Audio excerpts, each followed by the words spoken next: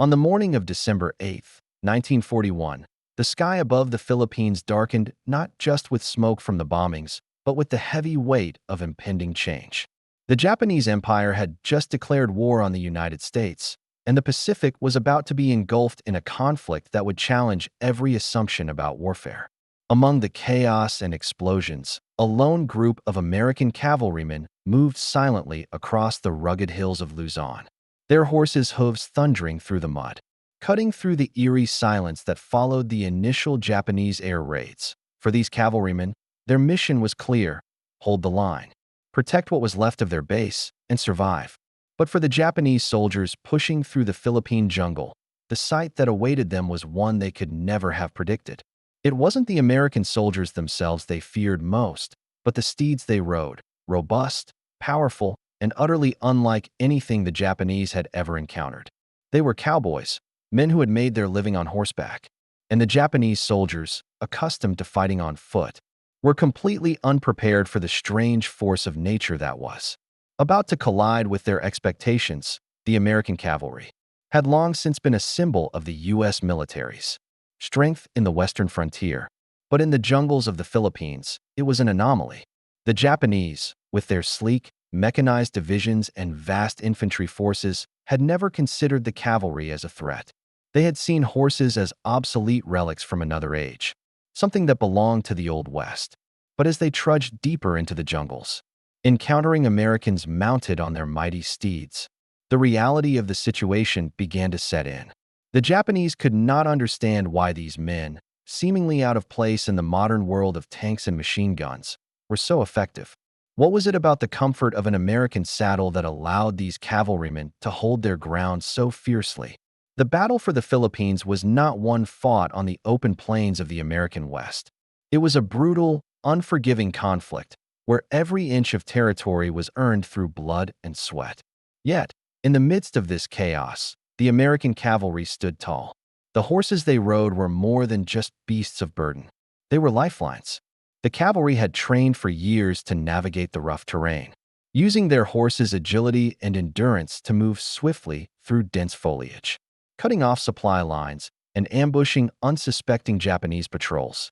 These riders, seasoned in the art of horseback warfare, understood their mounts better than anyone. They knew how to communicate without words, trusting the bond between rider and horse to carry them through the harshest conditions. The Japanese soldiers, on the other hand, found themselves at a disadvantage. They had never trained to fight against cavalry. Their doctrine relied on infantry, artillery, and the growing presence of tanks.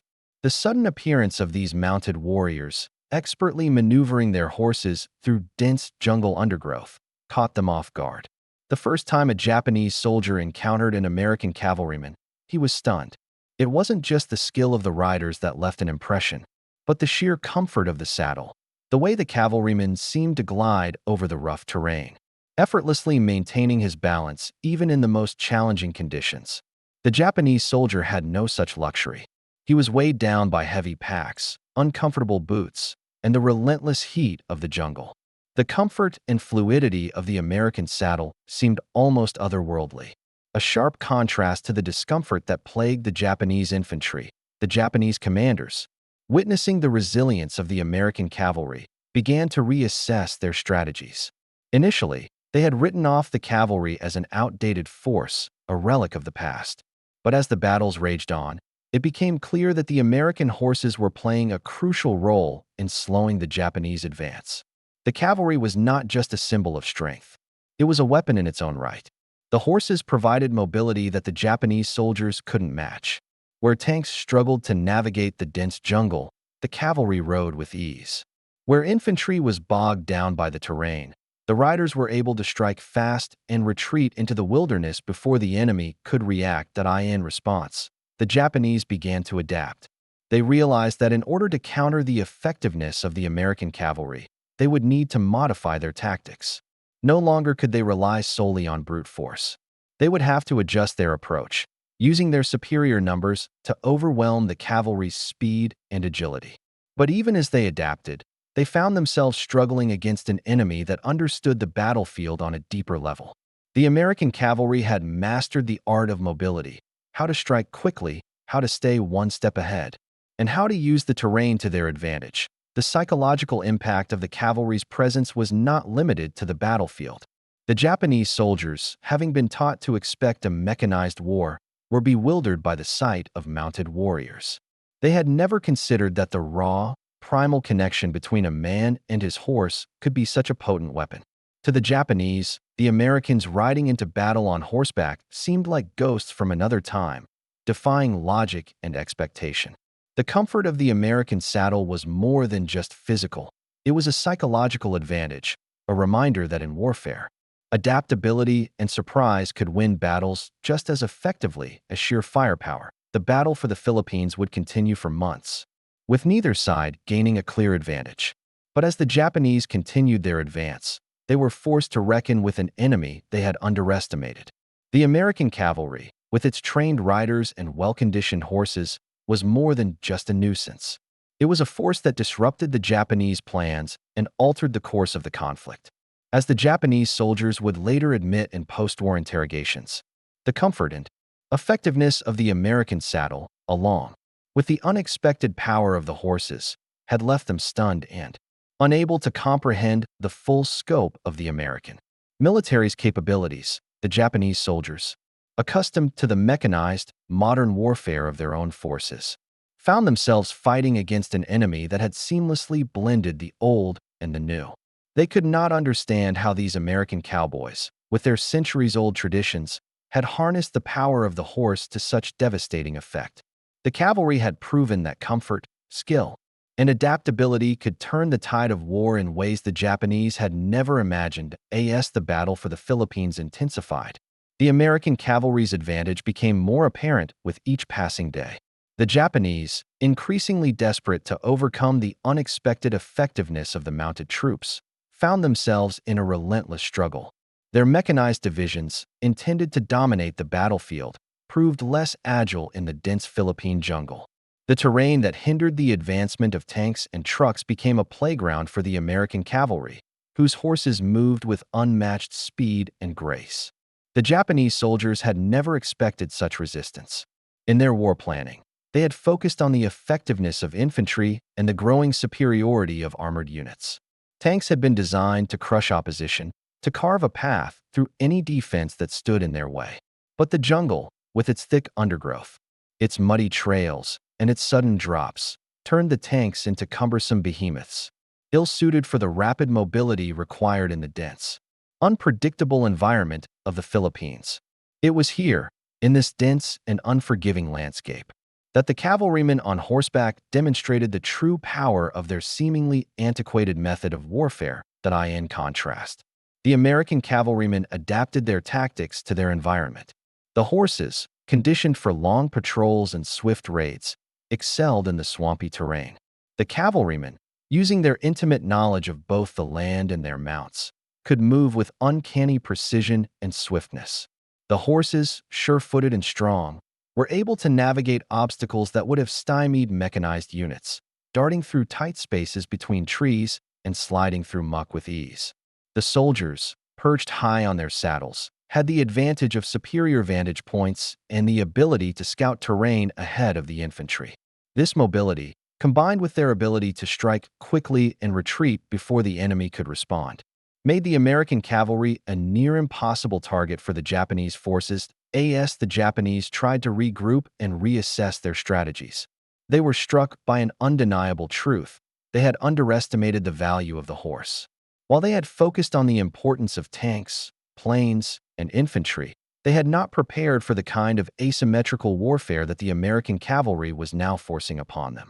Their own soldiers, trained for modern, mechanized combat, were now facing an enemy that was not bound by the same principles of warfare.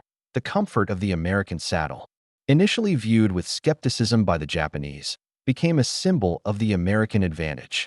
Unlike the rigid, cumbersome equipment of the Japanese soldiers, the American cavalry's gear was designed for endurance and efficiency. The saddles themselves were a marvel of design, providing the riders with comfort for long hours on horseback, keeping them balanced and poised even in the most chaotic moments of battle. The Japanese infantry, weighed down by heavy packs and ill-fitting uniforms, found it nearly impossible to match the speed and endurance of the mounted Americans. The true brilliance of the American cavalry, however, lay in their tactical flexibility. The soldiers, riding their horses through the jungle, were able to execute hit-and-run maneuvers with precision. They would ride in, strike with overwhelming force, and then disappear back into the underbrush before the Japanese could regroup. It was a form of guerrilla warfare, perfected by the cavalry, that had the Japanese scrambling to adapt. They could not rely solely on their tanks or infantry to overwhelm the Americans, nor could they use traditional artillery to counter the fast-moving cavalrymen. The result was a series of bloody engagements where the Japanese forces were forced to contend with an enemy that seemed to always be one step ahead. One such battle took place in the dense, muddy jungles near the Bataan Peninsula in early 1942. A group of American cavalrymen, led by Lieutenant Colonel John J. Patton, rode into a Japanese position. Their mission was simple: disrupt the enemy's supply lines and slow their advance. What followed was a brutal clash between the two forces, but it was the speed and maneuverability of the American cavalry that made the difference. Patton's men, riding their sturdy horses, galloped into the Japanese lines with incredible speed, cutting through the enemy forces like a knife through butter. The Japanese soldiers, unaccustomed to the ferocity of the attack, were caught off guard, and they had little time to react before the cavalrymen had already retreated back into the jungle. This battle, though small in the grand scheme of the war, demonstrated the true effectiveness of the American cavalry. Despite being vastly outnumbered and facing an enemy that was better equipped, the cavalrymen had used their knowledge of the land, their horses, and their unique tactics to achieve a victory. The psychological impact of this victory was profound. The Japanese, who had believed their mechanized divisions would be enough to overwhelm the Americans, now found themselves facing an enemy that had adapted to the battlefield in ways they had never anticipated. For the American soldiers, however, it was not just about the horses. The bond between rider and steed was the backbone of their success. The horses were not simply tools of war. They were partners in the fight. The cavalrymen had spent years building relationships with their mounts, learning their quirks, their strengths, and their weaknesses. It was a partnership that extended beyond the battlefield. These soldiers understood their horses as they would their fellow soldiers. This bond, forged in the crucible of the battlefield, gave the cavalrymen an edge that their Japanese counterparts could never hope to match. As the days turned to weeks and the battle for the Philippines continued, the role of the cavalrymen became even clearer. They were not just fighting to win battles. They were fighting to preserve a way of life. The horses they rode, the comfort of their saddles, and the bond they shared with their mounts were all symbols of the resilience of the American spirit. In the face of a technologically superior enemy, the cavalrymen proved that sometimes it was not the latest technology that won battles, but the timeless partnership between man and horse. The Japanese, now fully aware of the impact of the American cavalry, began to adjust their tactics once again. They attempted to use their own horses in a bid to match the mobility of the Americans, but it was clear that they were too late. The cavalry had already established its dominance on the battlefield, and the Japanese soldiers, despite their best efforts, could not overcome the advantages that the American cavalry held. By the time the battle for the Philippines reached its peak, the Japanese soldiers were no longer underestimating the American cavalry. They had witnessed firsthand the effectiveness of the horses, the speed of the riders, and the raw power of the cavalry's tactics. The psychological blow was deep, for in the jungles of the Philippines, it was not tanks or infantry that had turned the tide, but a group of cowboys and their trusted horses. As the war dragged on, the American cavalry's presence in the Philippines became more than just a tactical advantage. It became a symbol of resilience and ingenuity.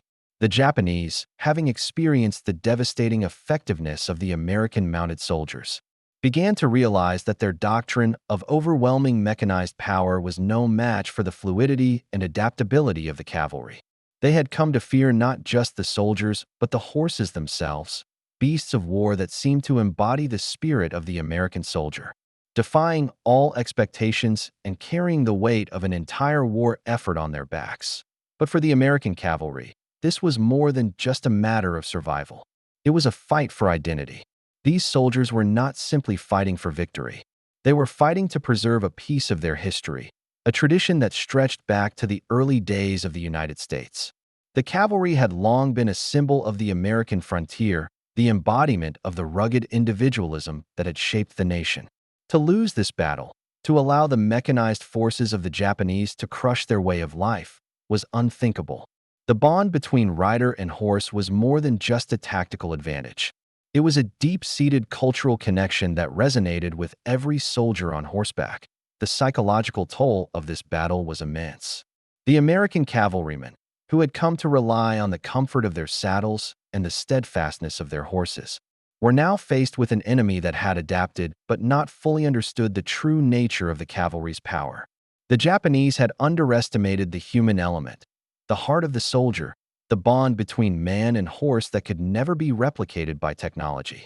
Even as the tide of battle shifted and Japanese forces grew stronger, the cavalrymen held firm, riding into battle with a sense of purpose and determination that came from something far deeper than military tactics. Yet, despite their successes, the cavalrymen were fighting a war of attrition. The Japanese were not easily defeated. They adapted quickly to the cavalry's tactics, using their own intelligence and engineering to counter the American advantage. They began to deploy new tactics, such as ambushing cavalry patrols, laying traps in the dense jungle, and using more advanced communication networks to coordinate attacks. But every time they thought they had the upper hand, the cavalrymen proved their resilience once again, using their knowledge of the terrain and the advantage of mobility to stay one step ahead. The impact of this on the Japanese forces cannot be overstated. The psychological toll of fighting an enemy that refused to be pinned down, an enemy that used mobility and speed as its primary weapon, was significant. For the Japanese soldiers, accustomed to the rigidity of infantry formations and mechanized warfare, the cavalry represented an elusive force that could not be easily destroyed. As one Japanese officer would later write in a post-war memoir, the cavalry were like shadows, appearing when least expected, disappearing before we could react. They were everywhere and nowhere. The psychological impact of the cavalry's success was also felt in the higher echelons of Japanese command. The Japanese had prided themselves on their ability to adapt quickly and to learn from their mistakes. But in the face of the American cavalry, they found themselves in an unfamiliar position, unable to adapt fast enough. The sheer audacity of the American cavalrymen, their willingness to fight with everything they had, to use every advantage at their disposal, forced the Japanese to reconsider their entire approach to the war. They had built their strategy around overwhelming force. But the cavalry had shown them that the right mix of speed, mobility, and ingenuity could overcome even the most formidable enemy. For the American cavalry, this was a victory not just off tactics, but of spirit. The horses they rode had been trained for years, their strength honed through the harshest conditions. The soldiers had developed a bond with their mounts that went beyond mere partnership. It was a relationship built on trust, forged through countless hours in the saddle, enduring the brutality of war together. These horses, once thought of as mere tools of war, had become symbols of endurance and resilience. The comfort of the saddle was not just a physical luxury, it was a psychological advantage, a constant reminder that despite the odds, the cavalrymen could hold their ground. In the end, it was not the technology that won the battle for the Americans, it was the human element. The cavalry had proven that sometimes the most powerful weapon on the battlefield was not a machine, but the enduring spirit of the soldier and the animal he rode. The Japanese, with their advanced technology and superior numbers, had underestimated the one thing they could never replicate, the bond between man and horse. As the war drew to a close, the American cavalrymen who had fought in the Philippines returned home as unsung heroes. They had played a pivotal role in the larger strategy of the war, yet their contribution was often overlooked in the shadow of the more glamorous battles fought by infantry and armored divisions. But those who had ridden the horses knew the truth. They had fought a war of survival, not just for victory, but for the preservation of a way of life that was disappearing in the wake of industrialized warfare. The legacy of the American cavalry in the Philippines endured long after the war ended. In the years that followed, the cavalry would be remembered not just for their tactical brilliance, but for their ability to adapt to the changing nature of war. They had proven that even in the age of tanks, planes, and bombs, the old ways, when combined with ingenuity and spirit, could still carry the day. The bond between man and horse, once thought to be an outdated relic of the past, had been proven to be as relevant as ever. In the rugged hills of Luzon, the comfort of the American saddle had become a symbol of resilience, a reminder that in the chaos of war, it was the human element that ultimately decided the outcome. And for those who had fought on horseback, it was a victory that would be remembered for generations to come.